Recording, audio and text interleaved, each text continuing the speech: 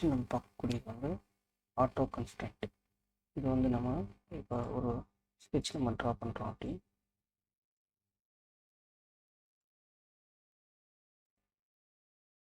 இது வந்து நம்ம டிஃபால்ட்டாக வந்து சிஸ்டமே வந்து நமக்கு வந்து ஆட்டோமேட்டிக்காக வந்து கன்ஸ்ட்ரெயின் பண்ணி கொடுப்போம்.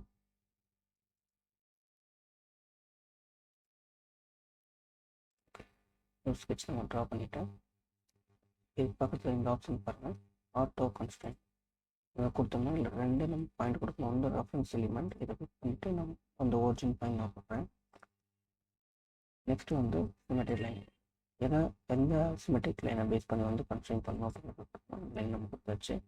நெக்ஸ்ட் ஓகே அப்படின்னா நமக்கு வந்து இது வந்து ஃபுல்லி டிஃபைன் ஸ்கெட்சாக வந்து கன்ஸ்ட்ரெயின்ட் ஆகிருக்கும்.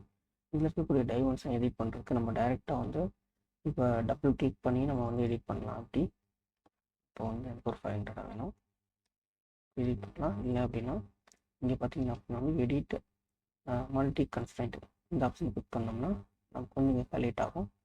இது எந்தெந்த டைமென்ஷன் கிளிக் பண்ணுறோமோ அதோட டிஸ்டன்ஸ் வந்து இங்கே வந்து ஷோ ஆகும். ஸோ இதில் நம்ம எடிட் பண்ணிக்கலாம். இது வந்து அப்டேட் ஆகிடும்.